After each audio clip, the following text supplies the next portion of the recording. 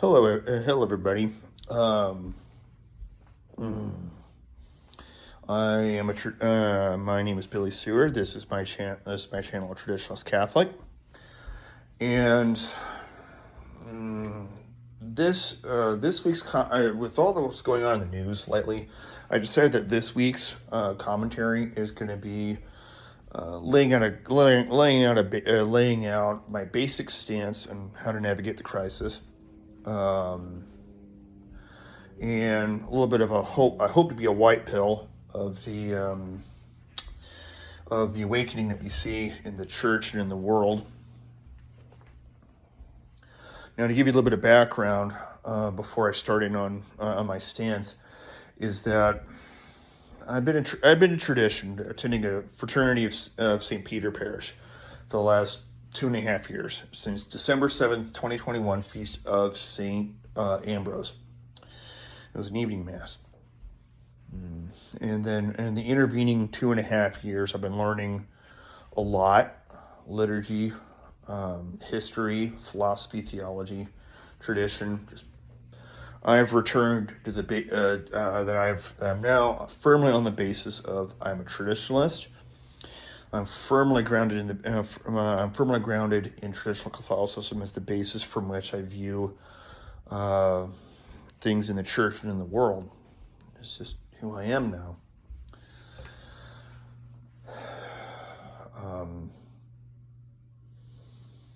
That being said, my stand to let you know, I have to tell you this story about how I started, how my stance started to come about.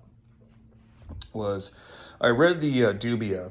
I read the response to the Dubia by the Holy Cardinals, published in a CNA article in 2 October 2023, Feast of the Holy Guardian Angels, and like a day or two before the opening of the synodality last year, and I was just horrified and shocked at what I read. I mean, the Dubia was simply 4 straight up yes or no questions. In insane normal times, any pope, any cardinal prefect of the Holy Office would say no, no, no, and no. And I was expecting, these are straight up yes or no answers. There's no way they can get around this, right? They're nailed. Well, reading the response, it was I saw word salad, word games that evaded a straight up no answer on each 4 of these points, and end round around them to lay open the to basically say what they said. I was in particular horror at the 4th response concerning women's ordination, where the author of the document had said,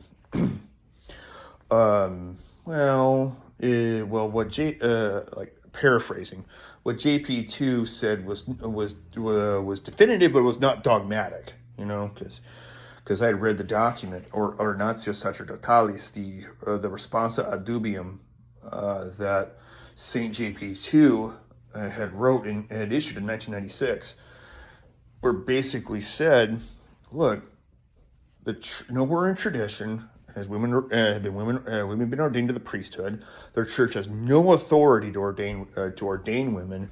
Case closed. This is to be believed by all Catholics. This is to be held by all Catholics. Full stop. Right? I paraphrase, of course. And just like I said, the word game and round around it just horrified me and shocked me. And just for a week afterwards, I was just so shocked. I had to process this for a bit before I could say anything, before I could mention it to anybody, my friends, anybody.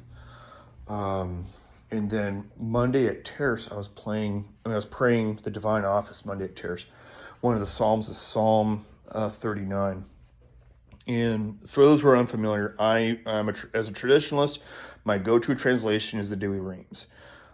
If you're used to the modern translations like the RSVCE or the NAB, in the Douay-Rheims, it's Psalm 39. In the modern ones like the RSVCE or the NAB, it's Psalm 40. So basically, so like the Lord is my shepherd, Psalm 23, that'd be Psalm 22 in the Douay-Rheims.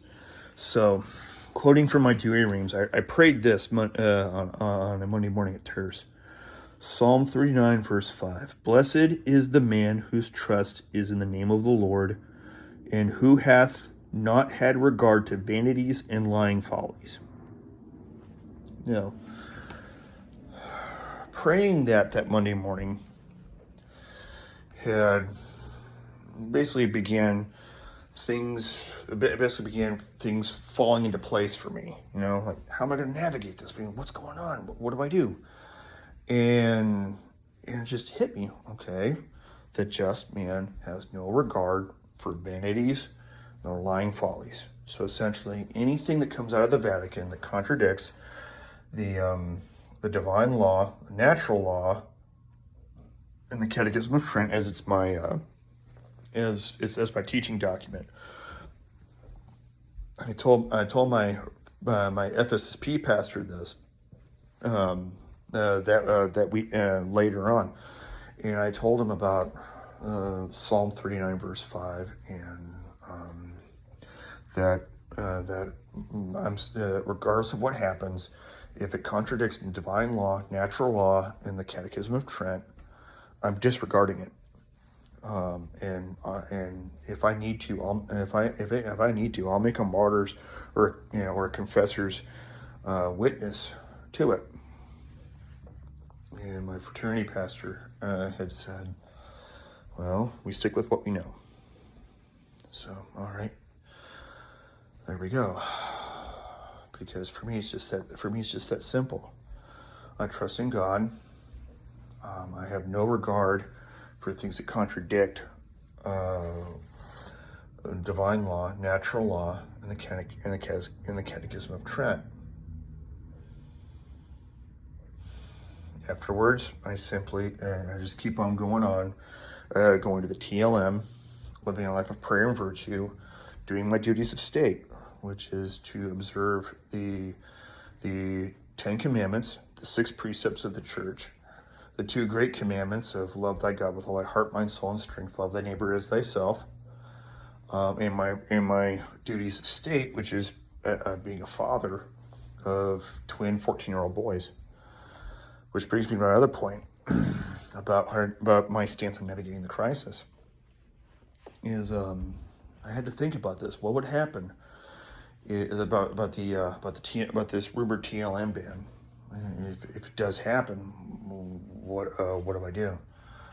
Well, doing some thinking about it, it's like, well, we got 3 cases: best case, middle case, worst case.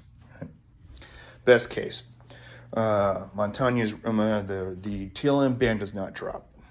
That's just rumors, and it just goes away like it did last year, around Lent.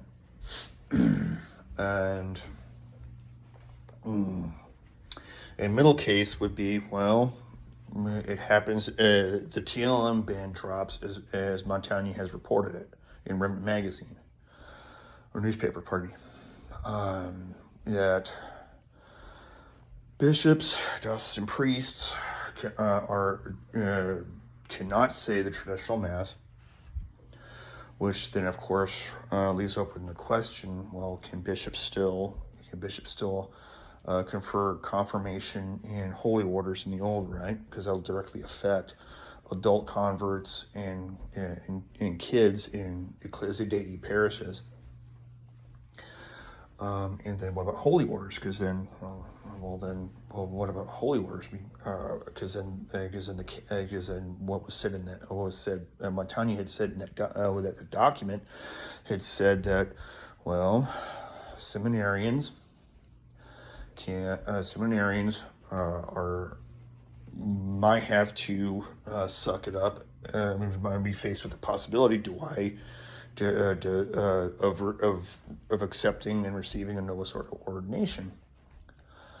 And considering that subdeacons, that a seminarian at the minor order of acolyte, there's no subdiaconal ordination in the Novus Ordo, so an acolyte would have to jump grades. When receiving major orders, he'd have to jump the subdiaconate, go straight in the diaconate, and then a deacon. Deacon in one of the Ecclesia Dei groups would then face the possibility. Well, he have to face the choice? Does he accept a Novus Ordo ordination into the priesthood? Oh, my read is from what the sense I've gathered from the sense I've gathered of fraternity seminarians and clergy. I don't think the seminarians would accept a Novus Ordo ordination.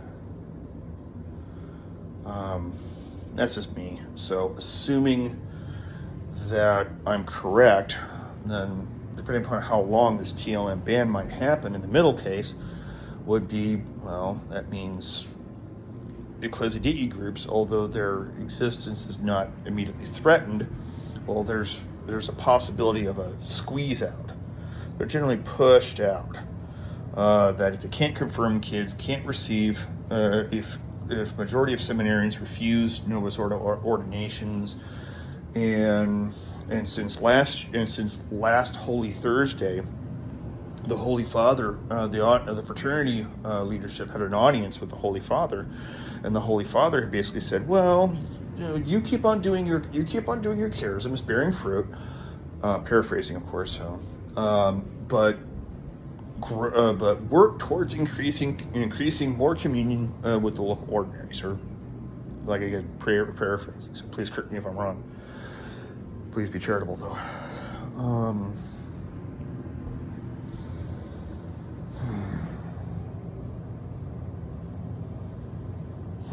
So, which means now, of course, Ecclesia Dei groups, they rely on the bishops. That their presence in a diocese is with the permission of the bishop. If the bishop pulls that permission and kicks them out, well, then they go. The SSPX wouldn't listen, so they'll operate regardless. So thanks be to God. But that means fraternity parishes or institute parishes would be rolled back, because if we're losing fraternity institute parishes, well, that means Ecclesia Dei groups are being rolled back, even though, well, you still have your charism. We're not threatening your existence. You have the right to celebrate the books according to the 1962s. But if they're if they're getting kicked out of dioceses, they're being rolled back effectively. And of course, there's the worst case scenario. The worst case scenario would be, of course, all diocesan TLMs are gone. The Ecclesia Dei groups are suppressed. That means what remains is the SSPX. Thanks be to God, they whatever the Vatican restrictions or crackdowns on the TLM issue.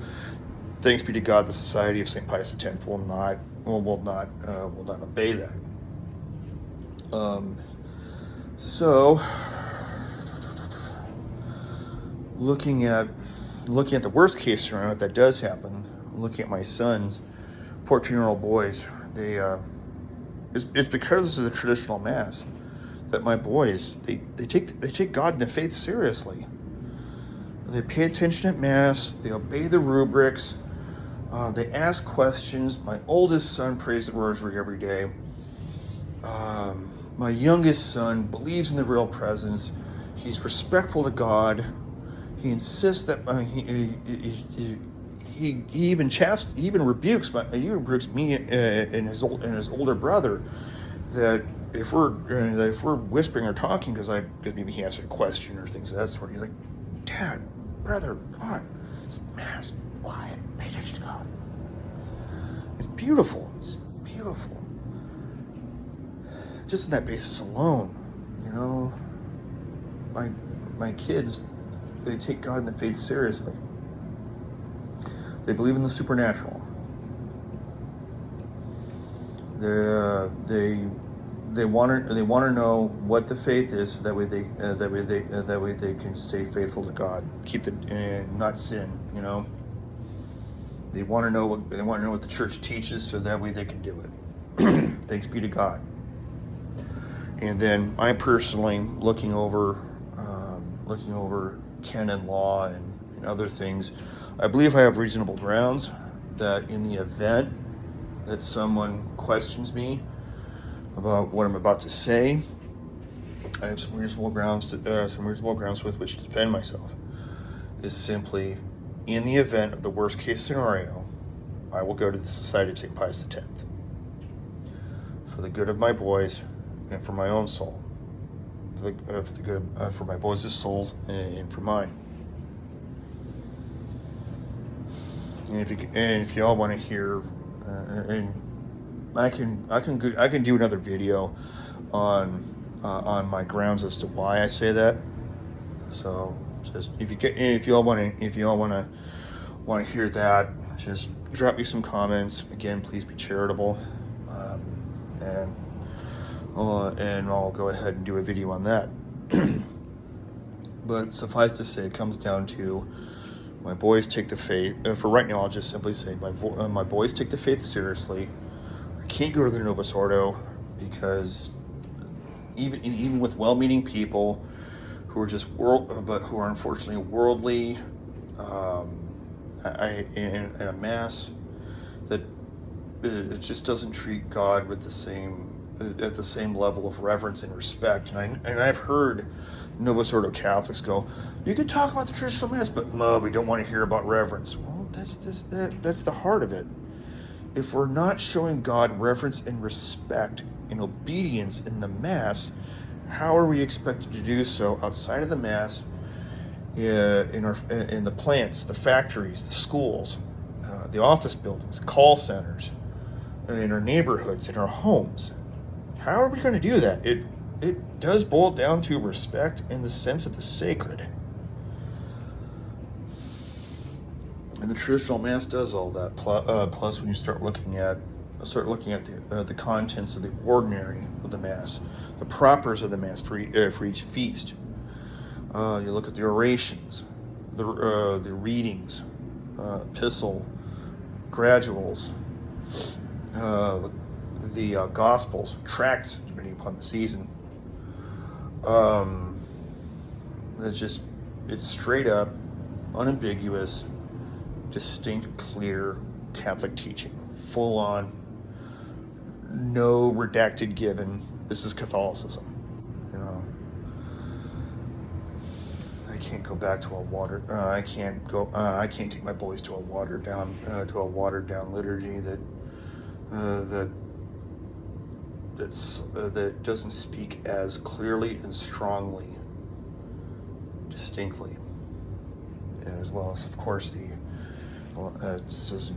just doesn't show as much. It's just in the rubrics. There's not the same level of reverence. So, not to mention the people-centered orientation of it. And as I told people at my fraternity parish, it's not a bug. It's a design feature.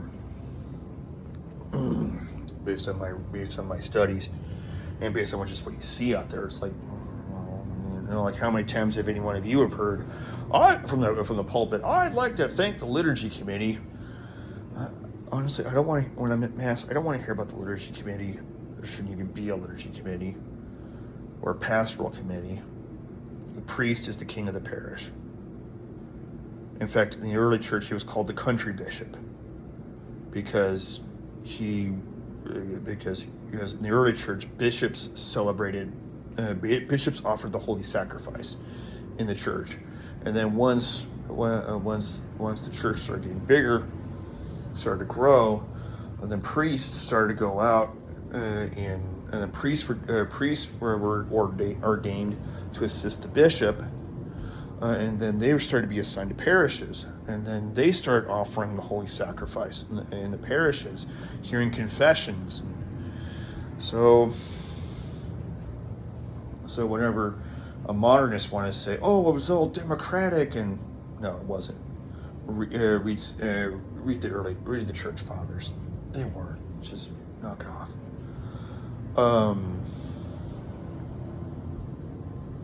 So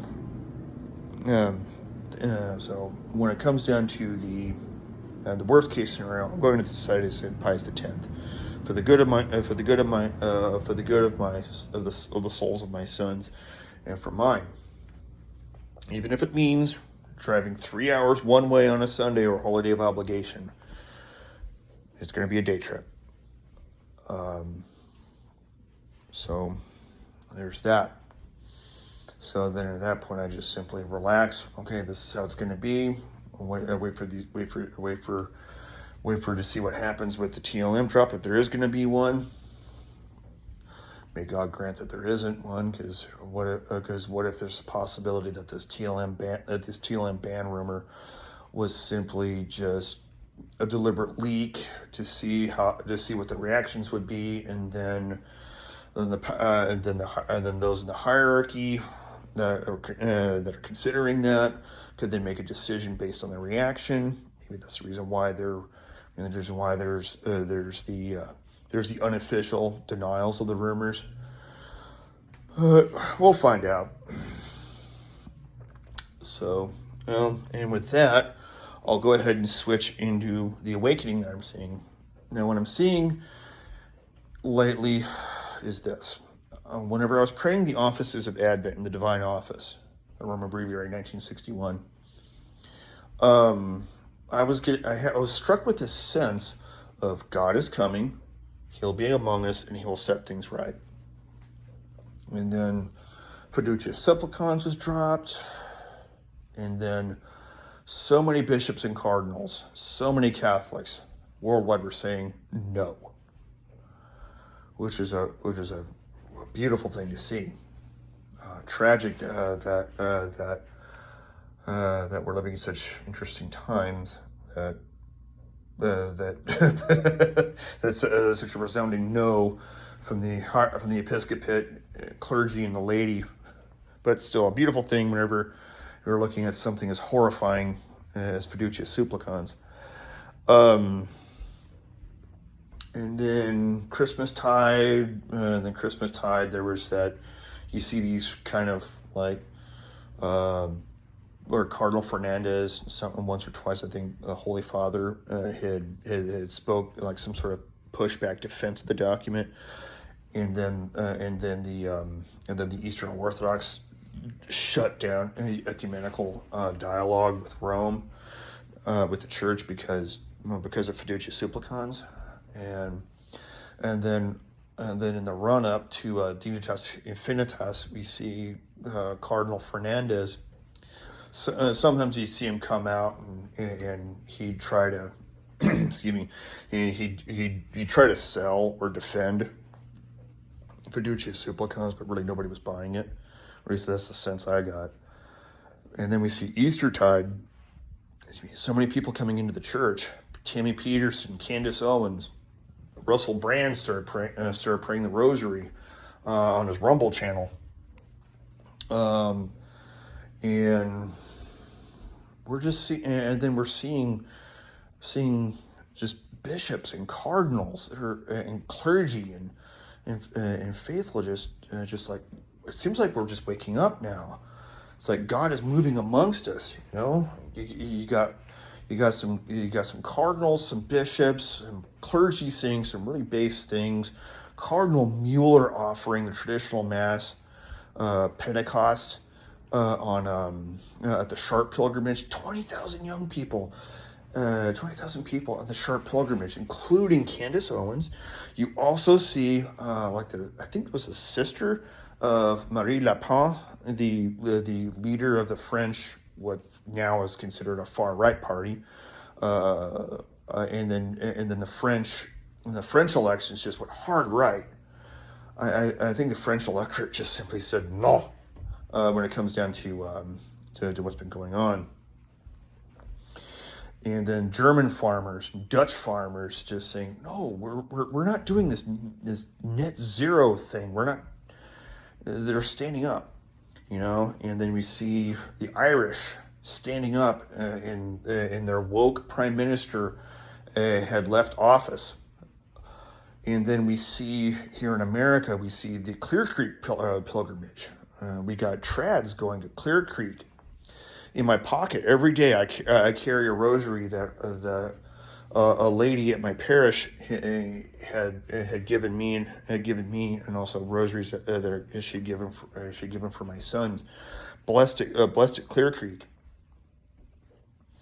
And whenever I go to my fraternity parish, I see so many young people.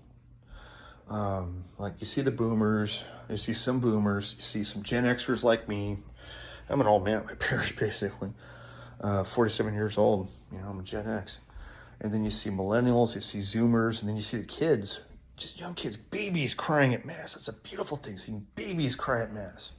Standing room only in fraternity parishes, institute parishes, diocesan TLMs, society chapels. Even 2 years after Traditionis Custodes, you see standing room only young people, a lot of young people at the traditional Mass, and then what do you? And those of us who still occasionally go to the Novus Ordo, what we see in the Novus Ordo parishes. At my old Novus Ordo parish, I remember old people, a lot of boomers, and a few families there. There's some kids. That tends to be packed a bit, but you see an older demographic in the Novus Ordo, if I remember correctly. And please correct me if I'm wrong. Anybody drop a comment. Tell me. Please let me know if I'm wrong or if I'm right. I think it boils down to, in the church, we see people, especially young people, who just are tired. Who just are tired. They want tradition. They don't want the same old. And in the world, we see the German farmers, the Dutch farmers, the Irish, the French electorate. We see in America, Biden basically we see him in such a terrible cognitive state, lost, confused, just what is he talking about? Even the Democrats are like, oh my gosh. I think, barring an unforeseen circumstance, I think Trump will win. Even if the Dems put him in prison, I think Trump will still win. In fact, I'll chuckle if he takes office. And it's like, all right, we gotta let the president out of prison, so that way he can take the oath of office. And just seeing the crackdown liberals are just administering, because because in my study of history, and Father Ripperger says something similar in his talk about the state of evil and the state of the world. He like you said about modernists, like the last phase of modernism is the draconian phase, where basically they know they lost the argument, so all they have is just brute force. I think we're seeing that with the liberals, with the Democrats, especially the progressives. I think they're seeing with the drop in numbers of people supporting, woke things, that people, nobody's buying it anymore. Progressively, people are not buying it anymore. You hear about guys leaving skid marks on pride flag murals, or other, and basically just other things where people are just I'm just fed up and tired, and just do these things, or Biden just falling apart like he was, the debate, Democrats scrambling to do with do because I figure they're going to do whatever they're going to do for them to win. I don't think they're really interested in justice. They just want to win, and they're going to hook or crook whichever way they can, and they're cracking down on people because people aren't buying it.